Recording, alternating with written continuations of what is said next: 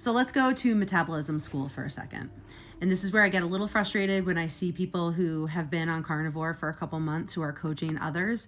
You need to understand the human body. You need to understand hormones. You need to understand metabolism. I've been coaching for over 10 years, and I have just switched over my nutrition business to pretty much primarily carnivore because I believe so strongly in it. Because some of my clients who were on weight loss programs and even hormonal balance programs were still having issues with food addiction and other metabolic issues or digestive issues where they really needed a diet like carnivore to eliminate certain foods. But I digress. Let's go to metabolism school for a second. Let me explain why you actually need to eat fat to burn fat. So yes, you can store fat on your body even if you're someone like me who's metabolically flexible and has been fat adapted for a while.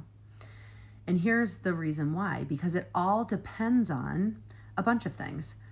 Calories, depends on hormone signaling, it depends on your metabolic flexibility, and it also depends on your energy demands.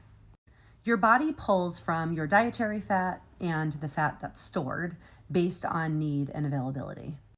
If you're in a calorie surplus, even with the perfect macros, you could, doesn't mean you're always going to, store fat. If you eat an excess amount of fat, so we're talking about the energy demands, and you sit all day long, it's likely that you could store the excess fat. So the idea that you lower your dietary fat so that you burn the fat that's on your body, it's great in theory, but it's the same thing as trying to spot reduce your fat on your body. You can't do that. You don't say, oh, I want to lose fat from my tricep area. You can't do that, right? And so your body is smarter than that, and your body is not going to let go of fat if you are not hormonally balanced.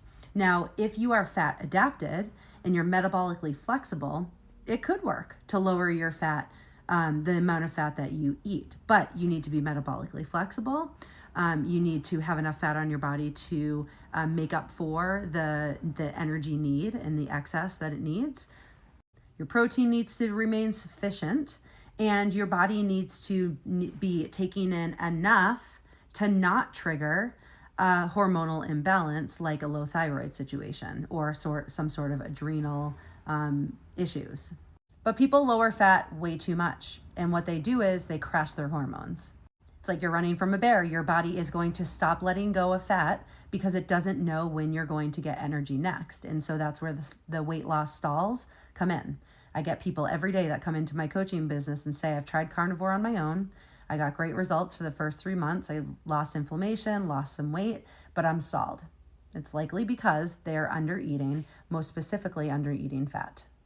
So if you're somebody that's having a hard time sleeping, you have low energy, you have cravings, you're losing your hair, you're plateauing, it's because your body doesn't feel like it's going to be in a fed state, so it's conserving.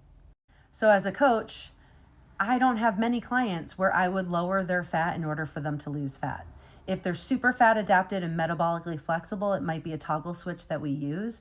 But your dietary fat is your new fuel on carnivore. We're not eating carbohydrates for fuel. So fat is your fuel, and fat is what helps you to build hormones. Fat is what's helping you to build enzymes, and fat is helping you actually become fat adapted and fuel your metabolism, fuel your body using fat.